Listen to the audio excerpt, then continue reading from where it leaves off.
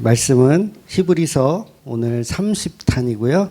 제목은 믿음으로 살리라. 히브리서 10장 32절에서 39절 말씀까지입니다. 히브리서 10장 32절에서 39절까지. 네, 오늘 10장을 이제 마무리하겠습니다. 32절부터 같이 읽을게요. 시작. 전날에 너희가 빛을 받은 후에 고난의 큰 싸움을 견디어낸 것을 생각하라. 혹은 비방과 환난으로서 사람에게 구경거리가 되고 혹은 이런 형편에 있는 자들과 사귀는 자가 되었으니 너희가 갇힌 자를 동정하고 너희 소울을 빼앗기는 것도 기쁘게 당한 것은 더 낫고 영구한 소유가 있는 줄 알미라. 그러므로 너희 담대함을 버리지 말라. 이것이 큰 상을 얻게 하느니라. 너희에게 인내가 필요함은 너희가 하나님의 뜻을 행한 후에 약속하신 것을 받기 위함이라. 잠깐 후면 오실 이가 오시리니 지체하지 아니하시리라. 나의 의인은 믿음으로 말미암아 살리라. 또한 뒤로 물러가면 내 마음이 그를 기뻐하지 아니하리라 하셨느니라. 우리는 뒤로 물러가 멸망할 자가 아니요 오직 영혼을 구하려는 믿음을 가진 자니라. 아멘. 네. 교회 다니는 사람들은 흔히 하는 기도가 있어요. 교회 하는 사람들이 흔히 하는 기도, 그리고 인사말이 있죠. 뭐냐면 영육 간에 강건하기를 원한다라는 인사예요. 그리고 그런 기도를 많이 해주죠. 여러분 당신이 영육 간에 강건하기를 원합니다. 근데 이 말씀의 근거가 요한 3서에 나와요. 요한 3서 1장 2절에 보면 이렇게 표현합니다. 사랑하는 자여, 내 영혼이 잘 됨과 같이 내가 범사에 잘 되고 강건하기를 내가 원하노라. 그러니까 뭐예요? 영적으로도 건강하고 육적으로도 건강하고. 그래서 이 말씀은 사도 요한이 이제 가이오에게 보내는 편지의 인사 내용인 거예요. 그래서 이 강건하기를 바란다는 강건이라는 단어가 찾아보니까 휘기아이노라는 헬라어입니다. 휘기아이노 이 단어인데 이 단어는 성경에 이제 12번이 나오더라고요. 12번이 신약 성경에 나와요. 그래서 보통은 두 가지로 번역이 되어 있어요. 뭐냐면 지금 우리가 읽었던 요한 3서처럼 육체의 건강으로도 번역을 했고요. 그 다음에 또 다른 곳에는 이단에 빠지지 않는 바른 교리적 정신 상태를 갖고 있는 상태를 말할 때는 단어로 번역을 하기도 했어요. 그러니까 12번 중에서 바른 교리의 상태로 번역한 게 8번이 있고요. 그 다음에 육체적인 건강으로 번역한 게 4군데예요. 이해가 되셨죠? 그럼 어디가 더 많아요? 영적인 어떤 사고, 생각을 갖고 있는 걸로 번역한 게 2배가 더 많은 거예요. 그러니까 예를 들면 이런 거예요. 그러니까 누가복음 5장 31절에 보면 건강한 자에게는 의사가 쓸데없고 병든 자라야 쓸데 있느니라. 다 아시죠? 이 말씀에도 이 병든 자라는 이 단어가 동일한 단어로 쓰여졌습니다. 그런데 이 말씀도 사실상 해석해 보면 뭐예요? 결국 육체적 질병에 관한 이야기 아니잖아요. 그러니까 예수님이 오셔서 건강한 사람한테는 의사가 필요 없고 아픈 사람한테는 의사가 필요하다 그러잖아요. 근데 그 말 자체가 뭐예요? 비유잖아요, 비유. 진짜 건강한 사람들은 안 찾아간다는 말이 아니잖아요. 그러니까 영적으로 뭔가 문제가 있는 거를 이렇게 빗대어서 설명한 거. 그러니까 결국은 건강한 자의 의미는 뭐냐면 죄의 문제가 해결된 바른 복음의 상태를 말하는 거고, 건강하지 않은 사람은 뭐예요? 바른 복음이 없는 잘못된 유대주의, 율법주의에 빠져 있는 상태를 말하는 거예요. 그래서 그 사람은 누가 필요해요? 예수님이 필요하다, 의원이 필요하다라고 표현하는 거죠. 그래서 우리 교회도 보면 아픈 사람들 계시잖아요. 아픈 사람들 계시죠. 건강하셨던 분이 하루아침에 병세가 나빠져서 지금 몇 달째 교회를 못 나오시는 분도 계세요. 그죠? 저희 아버지도 한 100살까지 살 줄 알았어. 아주 꼬장꼬장하시고 아주 그냥 힘이 넘치시는 분이라 누가 봐도 우리 아버지는 100살은 너끈히 사실 거야. 근데 하루아침에 병세가 악화됐더니 결국 가시잖아요. 그렇다면 제가 우리 교회에 이 아프신 그 집사님들에게 건강해지기를 원한다라는 표현을 할 수 있어요, 없어요? 건강해지기를 원한다 표현할 수 있어요. 그런데 저는 웬만하면 그런 표현도 하지 않습니다. 왜냐하면 오해가 될까 봐 하지 않아요. 그러니까 그냥 매정하게 아프면 그냥 견디세요. 병원에 가세요. 참으세요. 이렇게 하지 건강해지길 바란다 또는 건강해지기를 위해서 기도해 드릴게요. 이런 말을 저는 하지 않아요.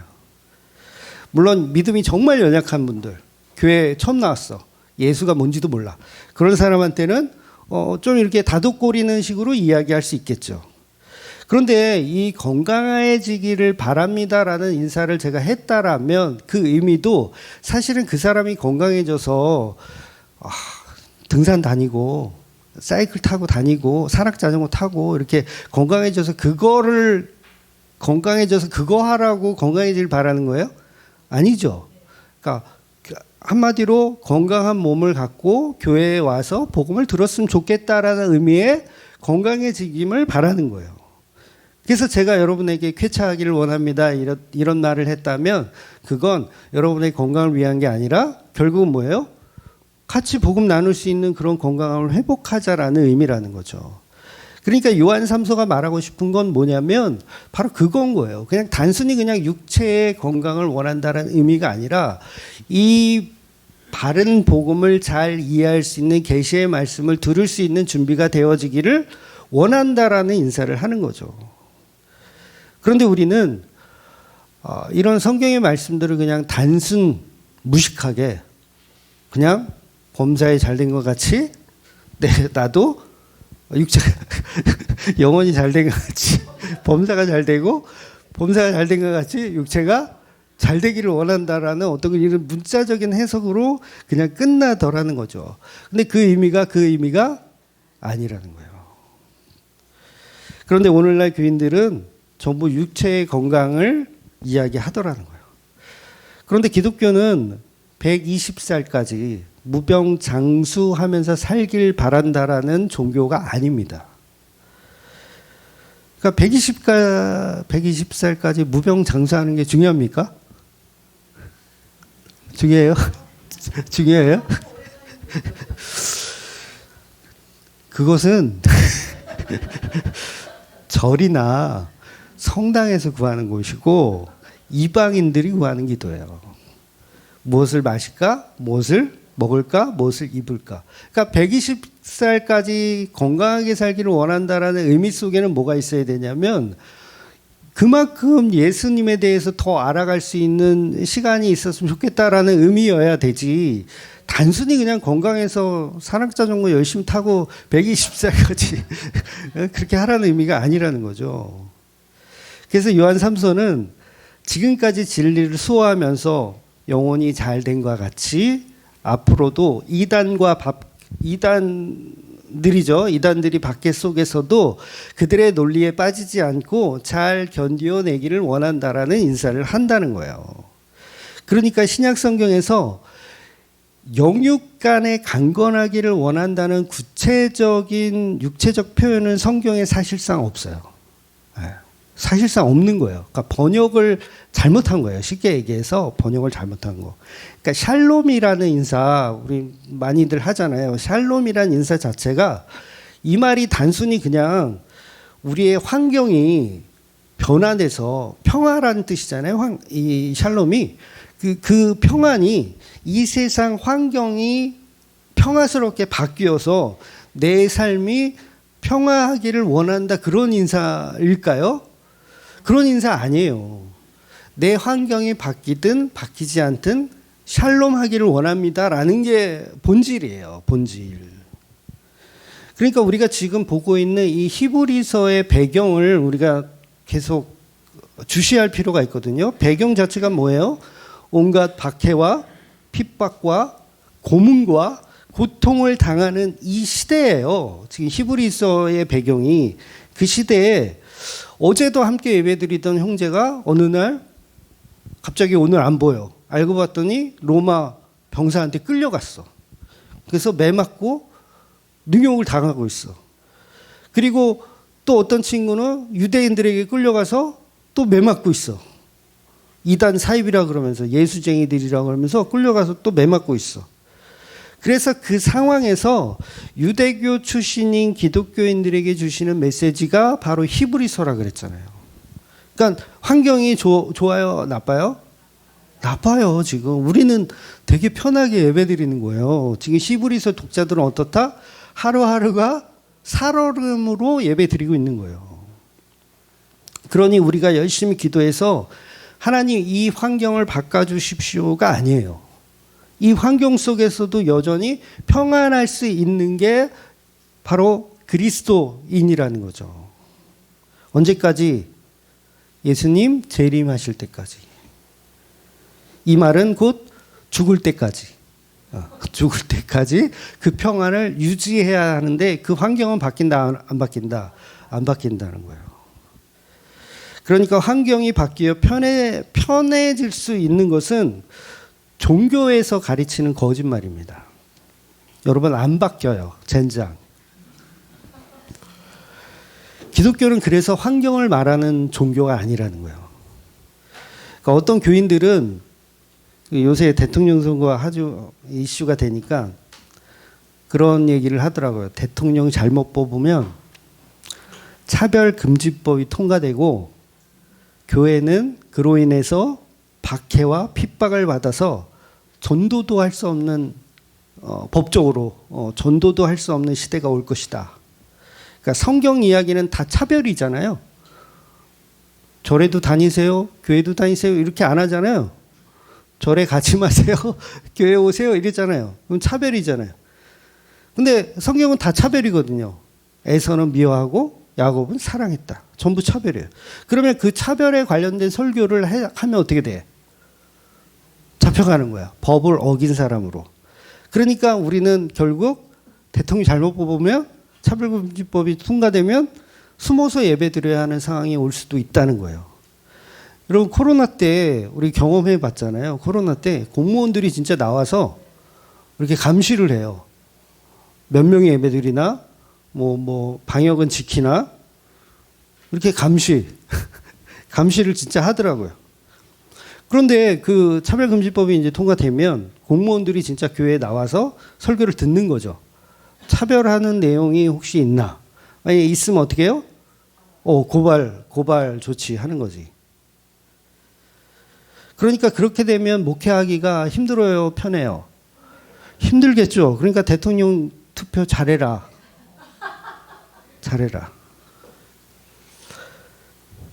근데 기독교는요, 투표를 잘해서 상황을 바꾸는 종교가 아니라는 거예요. 누가 대통령이 되든 기독교는 그냥 견뎌야 돼요. 견뎌야 됩니다. 즉 그러한 상황이 실제로 오더라도 그 악조건 속에서 평안을 유지할 수 있어야 되는 게 기독교라는 거예요.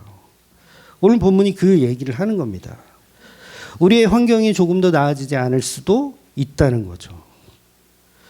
그러니까 코로나 때 우리가 이제 여기 경험해 보신 분 아시겠지만 식사 금지를 시켰어요. 모임 금지도 뭐 시키기도 했는데 보통은 이제 식사 금지 시켰습니다. 근데 우리 교회는 처먹는 교회잖아요. 식사를 안 할 수가 없지. 처먹는 교회인데. 그래서 우리 교회는 식탁 교제가 곧 예배다. 그래가지고 아니 교회가 왜 나라법을 따라가냐? 교회는 교회법을 따라가야 된다. 그래갖고 주보에는 공무원들 모르게 이렇게 익투스라는 거 아시죠? 물고기 표시. 이렇게 해가지고 공무원들을 따돌리고 우리끼리 밥을 처먹을 수 있는 장소를 이렇게 하기도 했었어요. 기억 안 나세요? 대부분 잘 모르시는구나. 네. 그렇게 하면서 밥을 처먹었어요. 방역을 어긴 거예요. 걸리면 교회는 그때 벌금을 물었어요. 그리고 개인들도 다 벌금을 물었고요. 그래서 제가 그랬거든요. 적발되면 교회 재정으로 이 벌금 안 내겠다. 내가 사비로 벌금을 내겠다. 대신에 여기 오시는 분들도 벌금을 내야 되거든요. 교회도 벌금 내지만 모인 사람도 벌금을 내야 돼요. 그래서 각자 자기 낼 벌금을 가지고 교회에 오시라. 네. 그렇게까지 제가 얘기를 했었어요. 그러니까 교회는 뭐냐면 원래 그런 거예요. 원래 박해와 핍박이 있는 게 당연한 거예요. 왜냐하면 그 사람들은 교회를 이해하지 못하기 때문에 그래요. 그래서 지금은 사실 너무 편안하게 예배를 드리는 거예요. 누가 관리하지 않아도 편안해. 교회를 안 와도 그만, 와도 그만. 그래서 불교하고 기독교하고 어떤 차별하는 설교를 하면 경찰 조사 받으러 가야 되는 거예요, 우리는. 그러니까 그게 당연한 거라는 거죠. 어떤 분들은 그래요. 자기가 부자가 되면 교회에 가겠다. 건강해지면 교회에 가겠다. 그런데 죄송하지만 지금이 가장 부자일 때고 지금이 가장 건강할 때일 수가 있다는 거죠. 환경이 바뀐다, 안 바뀐다. 안 바뀔 수 있다는 거예요. 그러니까 기독교는 이 땅에서 우리의 육체가 무병장수하기를 바라거나 이 땅에 어떤 솔로몬과 같은 왕이 이렇게 대통령으로 딱 뽑혀서 그 사람이 세상을 아주 의롭게 지배할 수 있는 나라는 없어요. 이제는 끝났어요. 지금은 멸망의 시대입니다. 멸망의 시대. 그러니까 기독교는 이 땅에서 무병장수하며 사는 게 아니라 오히려 이 세상은 끝났구나예요. 끝났구나. 그래서 기독교에는요, 1번을 찍든 2번을 찍든 4번을 찍든 5번을 찍든 7번, 8번까지 있죠. 7번을 찍든 8번을 찍든 어차피 그들과 하나 될 수 없습니다. 하나 될 수 없어요. 정부라고 하는 그들과 교회가 하나 된다, 하나 될 수 없다. 하나 될 수 없어요. 그래서 지난주 오후에 말씀드린 게 그게 리워야단이에요. 리워야단은 우리 힘으로 좌지우지할 수 없는 거예요. 리워야단을 낚시로 잡을 수 있어요? 못 잡아요. 흥정할 수 있어요? 교회가 국가하고 흥정해. 뭐 이렇게 하면 뭐 해주고 이렇게 하면 뭐 해줄게. 이 흥정 자체가 될 수가 없는 거예요. 이 세상의 역사는 우리 힘으로 어떻게 할 수가 없습니다. 그러니까 유대교가 정권을 잡든 로마가 정권을 잡든 어차피 유대교는 기독교를 이단이라고 하면서 돌로 찍어 죽일 거고 그렇잖아요. 로마가 정권을 잡으면 로마는 기독교를 마녀라고 하면서 길거리에 가로등으로 태울 거예요. 여러분들 길거리에 가로등으로 태운다고요. 실제로 그런 일이 있었고요. 그러니까 우리가 누구와 손을 잡아야 돼요? 돌 던지는 유대교하고 손을 잡을 거예요? 아니면 태워 죽이는 로마하고 손을 잡을 거예요? 그럼 투표하지 말란 말은 아니에요. 저도 투표할 겁니다. 저도 지지하는 정당이 있어요. 투표할 거예요. 그러니까 정치적인 성향도 버리라는 말이 아니에요. 예. 갖고 계세요. 그리고 투표하세요. 그런데 누가 대통령이 되더라도 복음의 세상과 힘의 세상은 서로 연합할 수 없다는 거예요. 그러니까 복음은 세상과 멍해를 같이 맬 수 없어요. 왜냐하면 기독교는 이 땅에서 잘 먹고 잘 사는 걸 목적으로 하지 않기 때문에 그래요. 근데 대통령 후보들은 나와서 다 뭐라고 하냐면 이 땅에서 잘 먹고 잘 살게 해주겠다고 공약을 내요. 그렇죠? 한 사람도 내가 대통령이 되면 내가 나라 꼴을 다 데리고 다 못 사는 나라로 만들 거야. 이런 대통령 보셨어요? 없잖아요. 다 잘 먹고 잘 살게 해주겠다. 나를 뽑아달라. 이렇게 얘기하잖아요. 그러니까 하나님의 나라하고 맞아요? 안 맞아요? 안 맞는 거예요. 하나님의 나라는 이 땅에서 잘 먹고 잘 사는 게 목적이 아니기 때문에 그래요. 그래서 하나님 나라에 관해서 설명하는 대통령 없잖아요. 하나님 나라에 대한 설명하는. 그렇게 설명했다면 다 아웃될걸요? 대통령 후보들.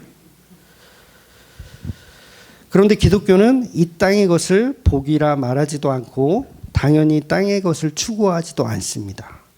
그래서 예수님이 그러셨거든요. 40일을 금식하신 다음에 마귀가 이제 돌을 떡으로 만들어 먹어라 그랬더니 예수님 뭐라 말씀하시냐면 마태복음 4장 4절에 예수께서 대답하여 이르시되 기록되었으되 사람이 떡으로만 살 것이 아니요 하나님의 입으로부터 나오는 모든 말씀으로 살 것이라 하였느니라 하시니. 여러분 이 짧은 이 예수님의 말씀이 얼마나 큰 메시지가 있는지 몰라요. 기독교는 떡 먹고 배부른 종교가 아니란 얘기잖아요. 하나님의 말씀 곧 복음으로 먹고 살아야 되는 사람들. 그러니까 이 말을 다른 말로 하면 오늘 제목이기도 해요. 의인은 믿음으로 살리라. 뭘로 살아요? 믿음으로. 대통령 잘 뽑아서 살아요? 아니에요. 마귀가 또 시험하죠. 성전에서 뛰어내려라. 절대 다치지 않을 것이다. 그래서 기독교는 아픈 육체를 치료해주는 종교가 아니에요. 성전에서 뛰어내려라. 절대 다치지 않을 것이다. 목사가 안수하면 병을 고치죠. 다른 교회 가면 그렇더라고요. 목사가 안수하면 병을 고쳐요. 근데 예수님 뭐예요? 거절하시는 거예요, 그걸. 절대 다치지 않을 것이다 라는 말을 거절하신다고요. 우스갯소리로 진짜 민머리이신 분들한테 제가 안수해서 머리를 자라게 해, 막. 이게 만약에 방송으로 진짜 나가면 얼마나 많은 분들이 저를 찾아와서 안수를 받으려고 할까요? 그야말로 대박 아닐까요? 일주일 만에 풍성해진 이 머리. 옛날에 그 아말감을 금리빨로 바꾼다는 그 사역하신 목사님이 꽤 많았어요. 가까운 여기에도 있었고 아말감을 금리빨로 바꾼대요. 기도하면. 그래서 실제로 바뀌었네 막 이러면서 막 난리를 쳐. 아마 그런 영상 아마 돌아다닐 거예요. 유튜브 어딘가에 보면. 아니 아말감도 금리빨로 바꾸는데 아니 머리카락 좀 한두 가닥 이렇게 좀 풍성하게 나게 하는 거 그거 못할까요? 그래서 예수님 뭐라 그러시냐면 사탄아 하나님을 시험하지 마라 이렇게 말씀하시더라는 거예요. 오늘날로 번역하면 뭐냐면 마귀한테 이런 어떤 사이비 짓거리를 하는 교인에게 뭐라 하시는 거냐면 야 개수작 떨지 마라 이렇게 얘기하시는 거예요. 그러니 먹을 것, 입을 것, 치료의 강선을 요구하는 건 기독교가 아니라는 거예요. 절에 가면 다 그런 거 하거든요. 절에 가면 그런 거 합니다. 절에 가면 노골적으로 해요. 교회는 그래도 그나마 노골적으로 안 하거든요.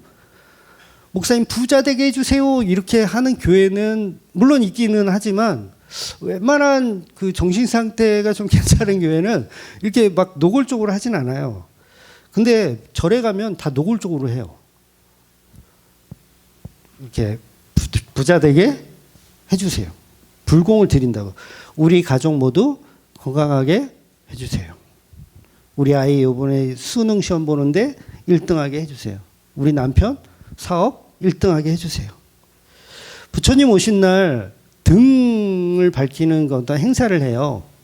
그러면 거기 보면 뭐 코끼리 등, 연등, 기본 작은 거 연등, 그 다음에 뭐 별의별 용등도 있고 별의별 등이 다 있어요. 그거를 이제 사람들이 돈 주고 그 등을 밝히는 거예요. 보통 이제 싼 거는 뭐 한 5만 원짜리부터 비싼 거는 진짜 몇백만 원, 몇천만 원짜리도 있어요. 몇천만 원짜리 등을 밝히는 거예요. 등을 밝혔더니 어떤 일이 벌어져요? 말기암이 나와요. 그걸 비구니가 간증해요. 우리는 이렇게 신령한 우리 절은 신령함이 있다. 코끼리 등 1,500만 원인데 이렇게 신청하시면 작년인가 1,500만 원 신청해가지고 말기암이 나왔다니까요.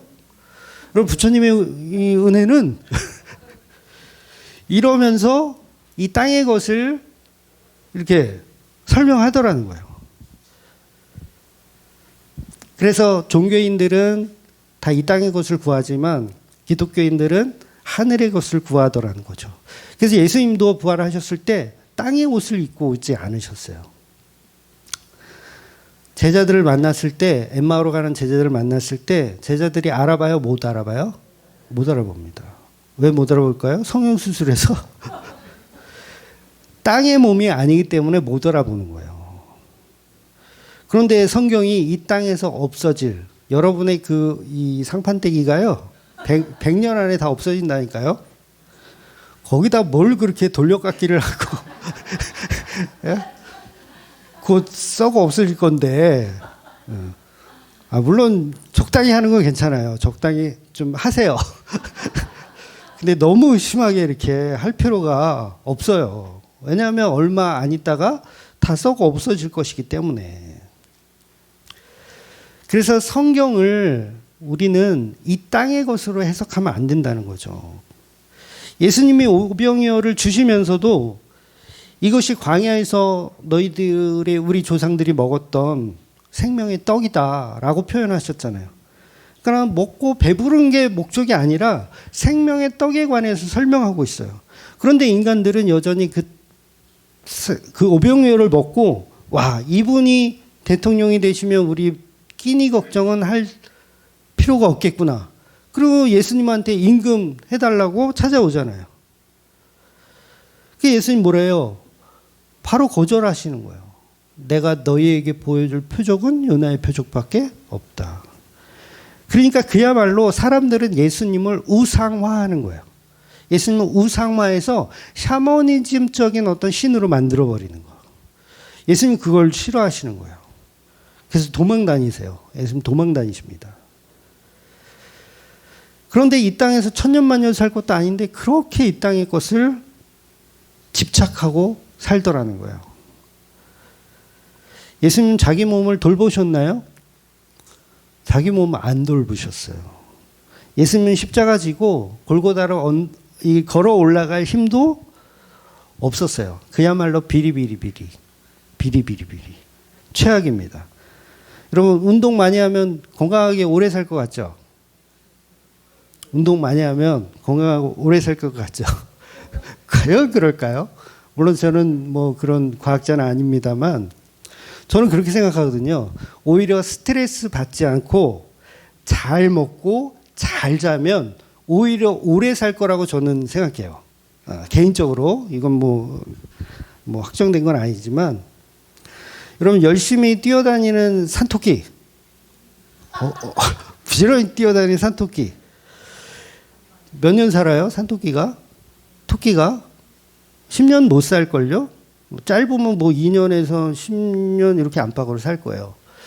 그런데 진짜 느린 거북이 얼마나 느린지 몰라. 답답해.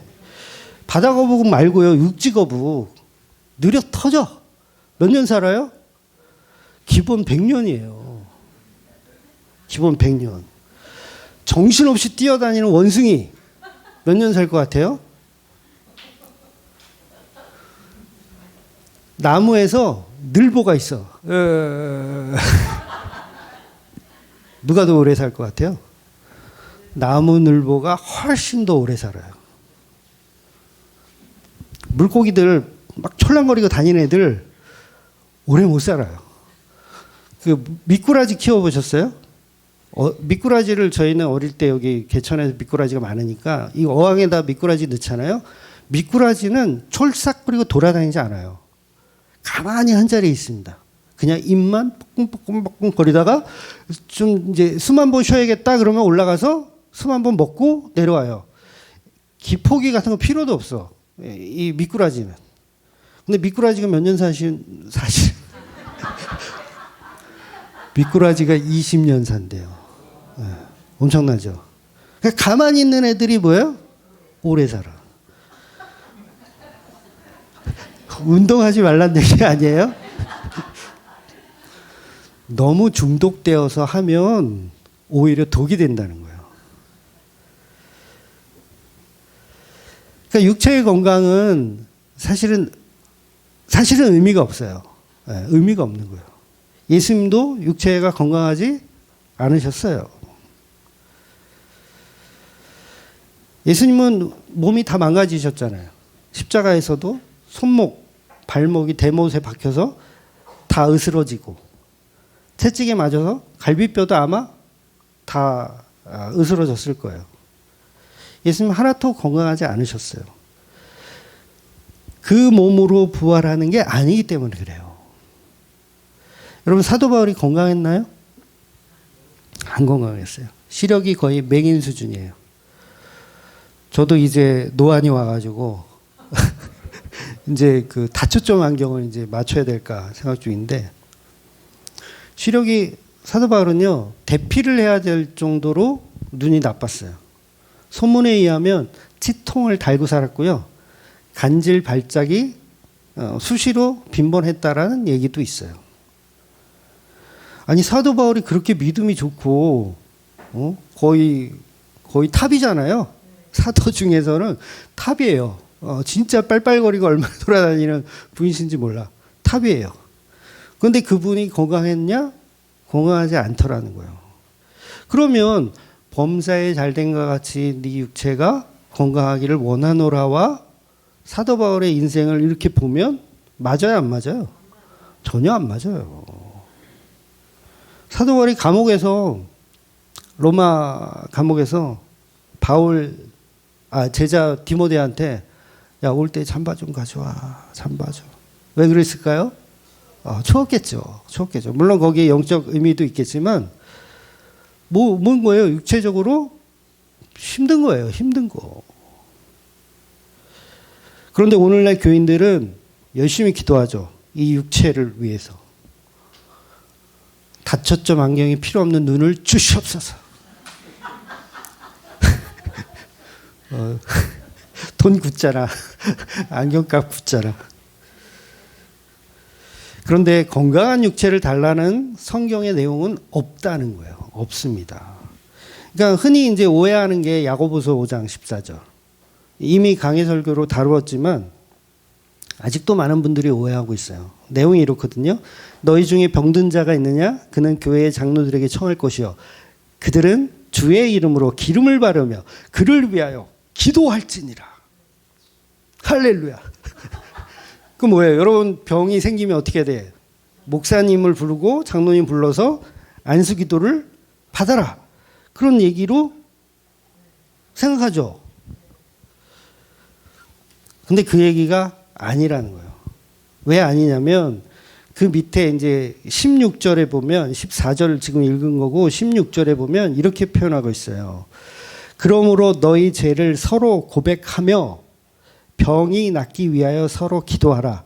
의인의 간구는 역사하는 힘이 큼이라. 그러니까 너의 죄를 서로 고백하여 병을 낫라 이런 거예요. 그럼 여기서 말하는 병은 뭐예요? 죄와 연결된 거예요. 죄와 연결된 거. 그래서 여기서 말하는 병이란 뭐냐면 죄의 문제를 해결하지 못하는 그 상태. 그러니까 한마디로 복음이 하나도 없고 마시가 있는 상태에 어떻게 해라? 목사님 불러라. 장로님 불러서 어딨어? 선악과 이야기 좀 들어라. 그 얘기하는 거예요. 유대주의에 빠져있고 율법주의에 빠져있고 영지주의에 빠져있는 사람은 어떻게 해라? 목사님을 초대해서 응급처치를 받아야 된다. 그런데 이 성경의 말씀을 전부 육체적인 걸로 해석을 하더라는 거죠. 병이 생기면 목사님 불러서 안수기도를 해야 되는 걸로. 또 공짜가 어디 있어? 목사님 부르면 또 봉투 드려야 되잖아. 아주 그냥 해석하기가 너무 좋지. 그래서 성경을 보면서 우리는 예수님의 십자가 은혜는 발견하지 않고 여전히 자기가 복을 받고 자기가 어떻게 하면 영생할까? 어떻게 하면 이 땅에서 120살까지 무병장수할까를 생각하더라는 거예요. 그런 상태가 바로 미혹에 빠져 있는 상태라는 거예요. 야고보서 마지막에 보면 5장 19절, 20절은 이렇게 표현하거든요. 잘 들어보세요. 내 형제들아, 너희 중에 미혹되어 진리를 떠난 자를 누가 돌아서게 하면 너희가 알 것은 죄인을 미혹된 길에서 돌아서게 하는 자가 그 영혼을 사망에서 구원할 것이며 허다한 죄를 덮을 것임이라. 이렇게 표현하고 있어요. 결론적으로 뭐냐면 병든 자라는 의미는 거짓과 이단에 빠져 있는 상태를 말하는 거예요. 성경에서 말하는 병은 뭐다? 육체의 병을 말하는 게 아니라 거짓과 미혹에 빠져 있는 상태. 그러니까 여러분 중에도 병든 자가 있어요. 우리가 다 건강할 수가 없거든요. 어느 날은 신천지에 가 있기도 하고 어느 날은 통일교에 가 있기도 하고 그럴 수도 있어요. 그걸 뭐다? 병든 상태라는 거예요. 그걸. 그래서 믿음이란 이단의 미혹에서 벗어나 병든 자에서 은혜를 받아야 된다는 거예요. 그래서 의인은 믿음으로 산다는 것이죠. 육체의 건강으로 사는 게 아니에요. 그러니까 노골적으로 이야기하면 진짜 믿음이 여러분에게 있다면 박해와 핍박을 받아도 됩니다. 네. 진짜 믿음이 여러분에게 있다면 아파도 됩니다. 그래서 오직 의인은 믿음으로 사는 거예요. 의인은 주일 성수하고 11조 내고 10계명을 지켜서 사는 게 아니라 의인은 십자가에 죽으신 모든 복음을 완성하신 그 예수를 믿는 믿음으로 사는 거예요. 그래서 아무렇게나 막 살라 그러는 거예요. 막 살라. 막 살라라는 말이 여러분의 성향에 맞게 여러분의 성향대로 사시면 돼요. 그러니까 성향이 다 다르거든요. 다르게 사시는 거예요, 그냥. 그래서 오히려 몸이 아프다는 것은 다시 오실 그 주님이 더 가까이 계시는 거예요. 그러니 믿음이 있으면 아파도 돼요. 순서만 다를 뿐이지 우리가 다 아파서 죽어요. 다 아파서 죽습니다. 그런데 세상은 이 말을 저주의 소리로 듣죠. 우린 다 아파서 죽습니다. 저주의 소리잖아요. 근데 이건 저주의 소리가 아니에요. 복음을 말하고 있는 거죠. 오늘 히브리서 10장 마지막 부분을 보면 이 10장의 마지막 부분이잖아요. 그러니까 이게 두 가지 의미가 있어요. 왜냐하면 이제 앞으로 11장 들어가면 믿음장에 대해서 믿음장이라는 별명을 가진 내용들이 나오거든요. 그 믿음장에 관한 서론이기도 하고 율법주의의 어떤 결론이기도 한 거예요. 오늘 본문이. 그러니까 그 말씀들을 연결해 주는 도구인 거죠. 그래서 이미 말씀드린 적 있지만 믿음장이 이제 다음 주에 보겠지만 그 믿음장이 그들이 믿음이 있어서 믿음장이라고 했나요? 아니잖아요. 믿음이 없는데 믿음이 있다고 해주는 게 믿음장이에요. 그러니까 본문도 의인이란 표현을 하지만 예수님이 성도에게 의인이라는 칭함을 주시는 겁니다. 우리는 원래 의인이 아니죠. 우린 뭐예요? 죄인이에요, 죄인. 그래서 믿음은 내 실력으로 어딘가에 도달하는 게 아니에요. 그래서 어떤 증거를 가지고 내가 믿음이 있다라고 하지 않는 거. 그래서 믿음은 보이지 않는 것을 믿는 거예요. 옛날에 이산가족 상봉하는 그 텔레비 보셨잖아요. 저도 옛날에 그 참 봤는데 형이 이제 6.25 전쟁 때 한국전 때 잃어버린 동생을 찾는 거예요. 그러면 계속 증거를 제시하거든요. 증거. 아버지 이름은 뭐냐? 어머니 이름은 뭐냐? 어릴 때 우리가 살던 동네 이름 혹시 기억하냐? 우리 집에 키우던 강아지 이름 혹시 기억하냐? 복실이. 맞다고. 우리 동네에 있었던 우물 이름 기억하냐?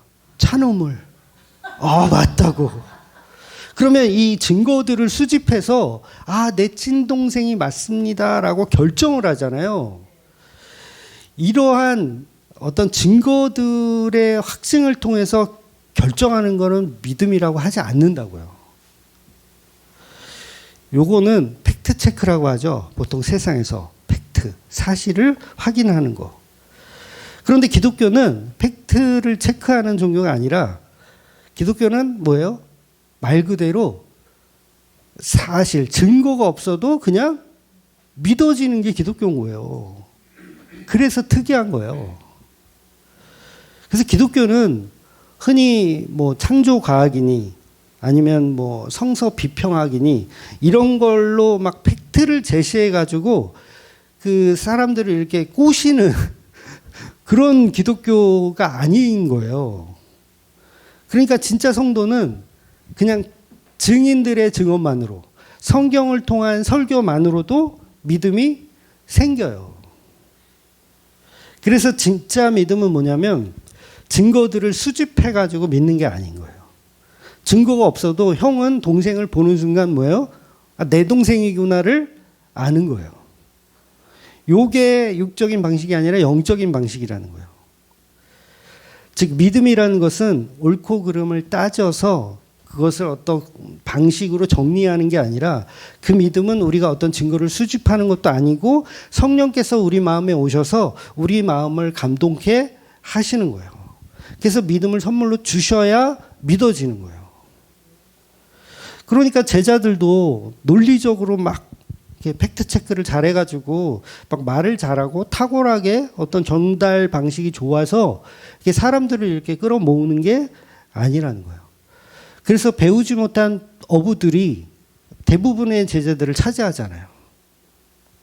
물론 창조과학이나 어떤 그런 성서 비평학을 하지 말란 말이 아닙니다. 사도 바울처럼 배운 사람은 또 배운 데에 또 써먹기도 하셔요.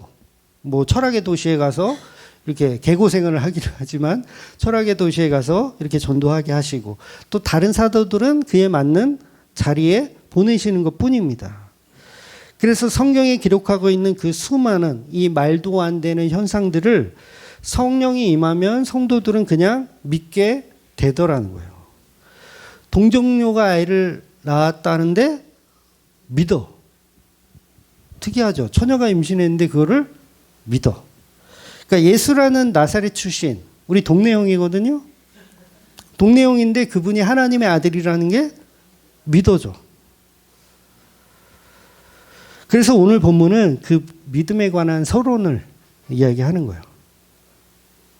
너희는 믿음이 있었기 때문에 고난의 큰 싸움을 당하였고 또 그 일들을 견뎌낸 것도 다 믿음이 있었기 때문이었다라는 이야기를 하는 거예요.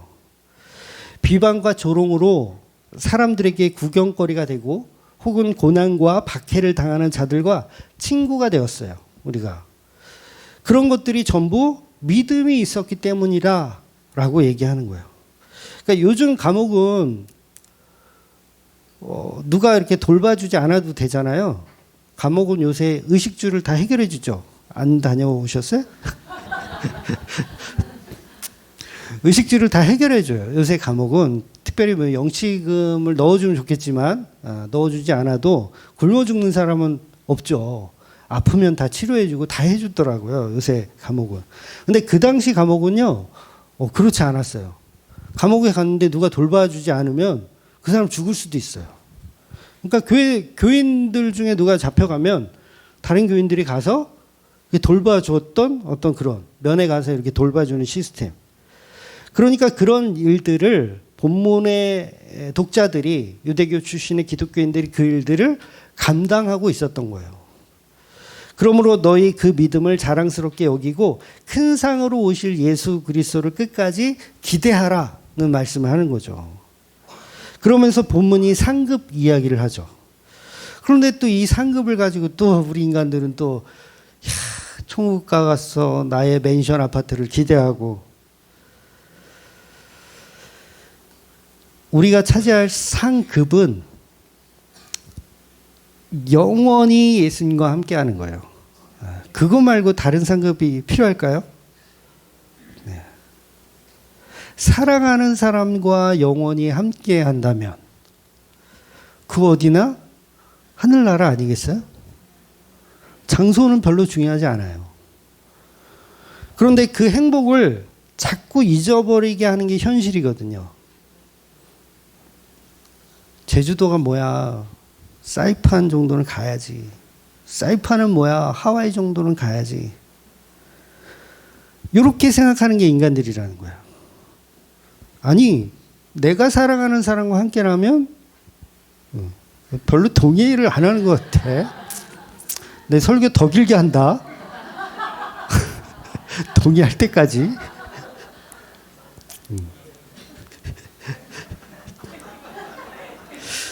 예루살렘에 성령이 임하시고 베드로를 중심으로 예루살렘 교회가 급성장했어요. 베드로가 한 번 설교하면 막 3,000명씩 막 회개를 했으니까.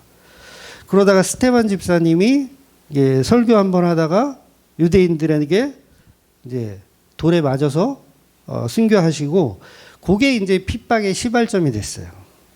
그래서 예루살렘 교회는 극심한 박해를 당하기 시작했습니다. 그래서 믿는 사람들이 이제 흩어지기 시작하는 거죠. 예루살렘에서 이제 전 유대 지역으로 흩어지고, 그 다음에 사마리아로도 가고, 또 여러 지방 도시, 유럽으로도 다시 흩어지기 시작했어요. 제2의 디아스포라가 일어난 거죠. 그러니까 네로 황제가 집권했을 때는 교인들의 사업을 다 빼앗고 핍박은 더욱 극심해졌습니다. 그리스도인들은 상상조차 할 수 없는 아픔을 겪어야 했어요. 그러나 성도들은 그 고통을 참아내고 좌절하지 않았습니다. 본문이 그 귀한 성도들에 관한 이야기를 하고 있다는 거예요. 환경이 바뀌는 이야기를 하는 게 아니라. 그래서 우리가 믿음으로 산다는 것은 나의 환경이 바뀌는 게 아니라 예수님이 하셨던 그 일을, 그 하늘의 뜻이 이 땅 가운데 이루어진 그 십자가 일을 믿고 사는 거예요. 그러니까 믿음으로 산다는 말은 이 세상에서 빛과 소금의 역할을 감당하면서 세상 사람들에게 칭찬받고 살라는 얘기가 아닌 거예요.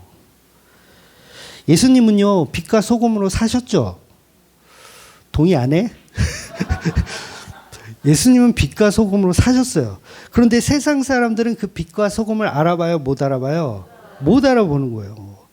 그래서 세상 사람들이 알아보는 빛과 소금이라면 그거는 이미 복음의 방식이 아닌 거예요. 그래서 예수님을 세상 사람들이 어떻게 해요? 십자가에 매달아 죽이잖아요. 미워하는 거예요. 미워하는 거. 예수님 빛과 소금으로, 진짜 종교적 빛과 소금으로 살았다면 사람들은 다 예수님을 좋아해야 됩니다. 그런데 그들은 예수님을 조롱하기 바빴어요. 그렇다면 빛과 소금으로 산다는 그 자체가 세상 사람들이 이해할 수 없는 방식. 그러니까 믿음으로 산다는 말 또한 세상 사람들이 이해할 수 없는 방식인 거예요. 기독교에서만 말해야 되는 독특한 방식. 그래서 믿음도 세상이 정의할 수 없어요. 믿음이란 단어조차 똑같은 단어를 우리가 쓰잖아요. 불교인들도 믿음이란 단어를 쓰고 우리도 믿음이란 단어를 써요. 근데 그게 같다 틀리다. 틀린 거예요. 그 믿음은 세상이 빼앗을 수 없는 믿음. 그 믿음은 바로 성령께서 주시는 믿음. 그 성령께서 믿음을 주셔서 우리를 살게 하시는 거예요. 그래서 39절 본문, 우리는 뒤로 물러가 멸망할 자가 아니요 오직 영혼을 구원함에 이르는 믿음을 가진 자니라. 그러니 세상의 환경에 물러서라, 물러서지 마라. 물러서지 마라. 우리는 멸망자가 아니니까 어떻게 해라? 견뎌라. 그 얘기하는 거예요. 오직 영혼을 구원하시는 그 예수님을 믿는 믿음으로만 살아가라는 거예요. 오늘 우리에게도 여러 가지 환경이 있을 수 있어요. 돈 문제, 건강 문제, 뭐 집안의 문제, 뭐 여러 가지 문제들이 있을 수 있어요. 그런 환경이 바뀌지 않습니다. 네, 포기하세요. 네, 바뀌지 않아요. 그럼에도 불구하고 뭐를 지켜야 돼요? 믿음으로 살아야 되는 거예요.